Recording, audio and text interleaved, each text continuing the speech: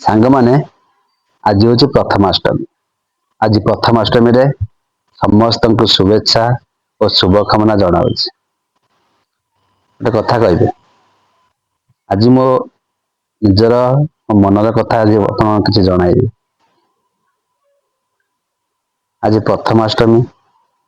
ପ୍ରଥମାଷ୍ଟମୀର ଗୋଟେ ଦିନ ପୂର୍ବରୁ ମୁଁ ଘରକୁ ଫୋନ କରିଥିଲି। ଛୁଆଙ୍କ ସହିତ କଥା ହେଲି। ତାଙ୍କର ବି ନୂଆ ଡ୍ରେସ ଆଣିବା ପାଇଁ କିଛି ପଇସା ବି ଦେଲି।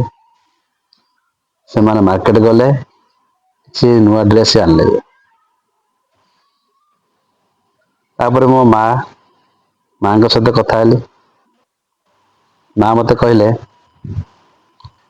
ତୁ ଗୋଟେ ନୂଆ ଡ୍ରେସ୍ କରିଦବୁ, ଯେହେତୁ ମୁଁ ବାହାରେ ରହୁଛି। ତାଙ୍କ ପାଖରେ ନାହିଁ। ସେ ମତେ କହିଲେ ଯାହାବି ଗୋଟେ ନୂଆ ଡ୍ରେସ୍ ପାଇବୁ, ପ୍ୟାଣ୍ଟ ହଉ, ସାର୍ଟ ହଉ, ଗଞ୍ଜିଟେ ହଉ ଗୋଟେ କରିଦବୁ। ମୋ ମା କୁ ଏମିତି ଟିକେ ମଜାରେ ହସି ଦେଇ କହିଲି, ମା ମୋ ନୂଆ ଡ୍ରେସ୍ କଣ ହବ? ଅଧା ତ ବୟସ ହେଇଗଲାଣି ନା, ଆଉ କଣ ସେ ଖୁସି ଆଉ ଅଛି? ଏବେ ମୋ ଛୁଆ ପିଲା ଅଛନ୍ତି, ମୋ ପୁଅ ଝିଅ ତାଙ୍କ ପାଇଁ କରିବି, ମୋର କଣ ହବ? ସେଇଠୁ ସାଙ୍ଗେ ସାଙ୍ଗେ ମୋ ମା ଆଖିରେ ଲୁହ ଚାଲି ଆସିଲା। ମତେ କଣ କହିଲା ଜାଣିଛନ୍ତି?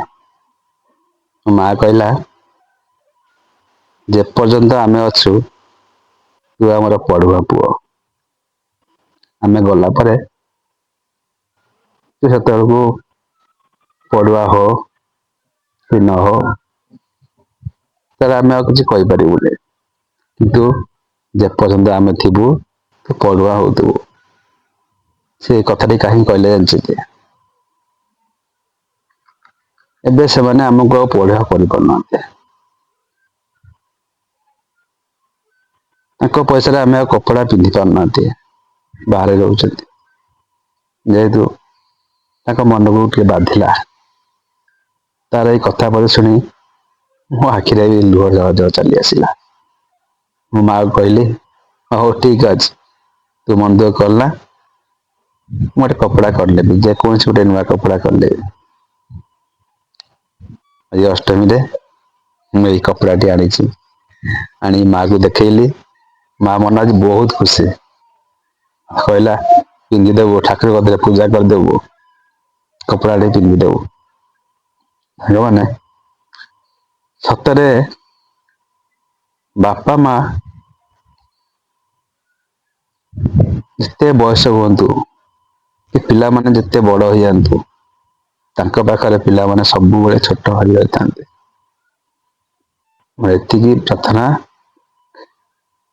ସବୁବେଳେ ବାପା ମାଙ୍କୁ ଖୁସିରେ ରଖନ୍ତୁ। ମୁଁ ତ ଆଜ୍ଞା ବାହାରେ ରହୁଛି, ତାଙ୍କ ସେବା ବି ଟିକେ କରିପାରୁନି। ବହୁତ ବାଧୁଛି, ତେଣୁକରି ସବୁବେଳେ ବାପା ମାଙ୍କ ପାଖରେ ରହିବା ଚେଷ୍ଟା କରନ୍ତୁ। ଯାହାର ବାପା ମା ପାଖରେ ନାହାନ୍ତି, ସେମାନଙ୍କୁ ପଚାରିବେ, ସେମାନେ କେତେ ଦୁଃଖ କଷ୍ଟରେ ରହୁଛନ୍ତି। ଜୟ ଜଗନ୍ନାଥ, ରହିଲି।